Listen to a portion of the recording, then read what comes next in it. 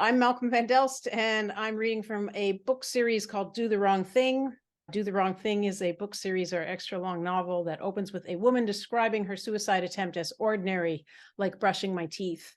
In an attempt to answer the question, why did I do it? She tells her life story. We're about a third through book 4, whose working title is Eyes of Different Colors.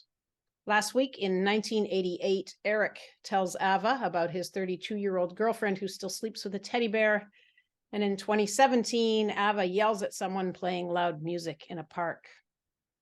This is a chapter called Green, and it's a continuation of that chapter. I take another part-time job in the kitchen of a vegetarian restaurant where you pay for your food by weight. I tried to be vegetarian once when I lived in Release, but my parents got mad, and for some reason that made me cry. They thought I was criticizing them for being dairy farmers. I wasn't even thinking about them. I knew a couple vegetarians, Rick for one. I gave it up after a year. Maybe working in this restaurant greenhouse will make it easier, and I'll try again. My roommate Marianne goes away for a couple weeks, and her brother stays in her room. He's shorter than me, with bulging shoulders and arms, a six-pack stomach, and a narrow waist. Not the kind of guy I normally talk to. However, he's smart and funny, and he has a BA in psychology.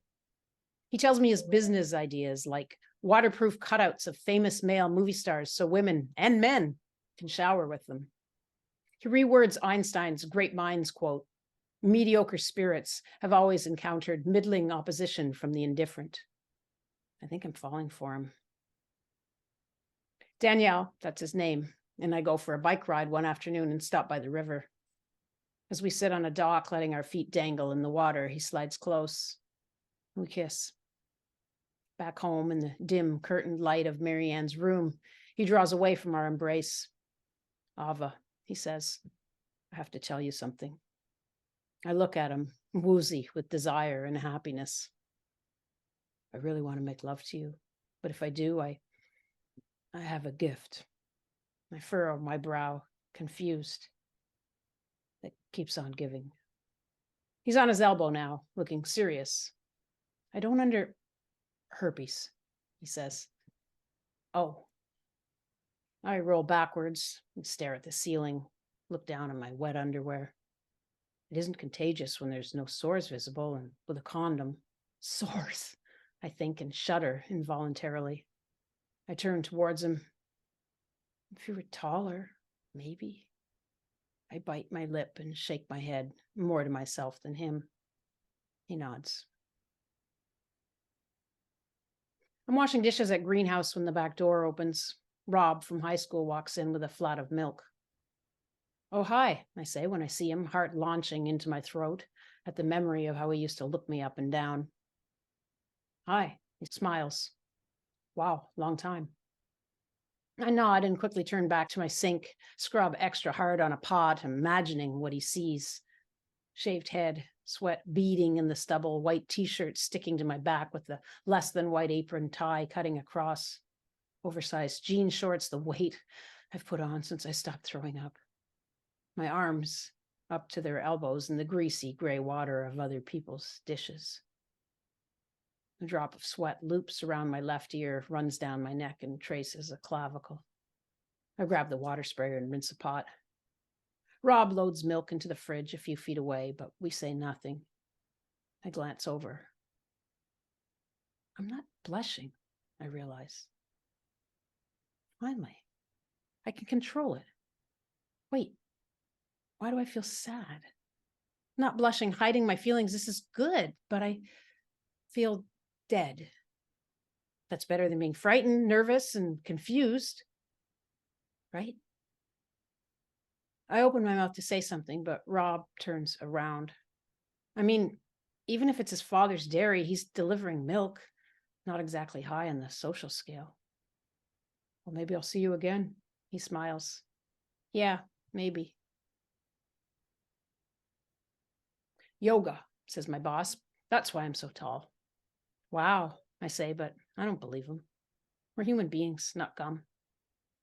Still, he does have a loose way of walking, as if there were air between his joints, and his bones were held together more by flesh than compacted cartilage or tendons, as if his flesh sac were slightly too large for his skeleton, as if there was room to move within his body.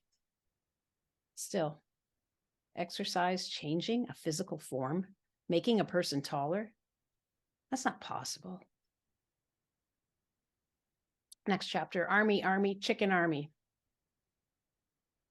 Tito, Posey's eldest son, splits from his girlfriend and moves to Arbor to live with Posey.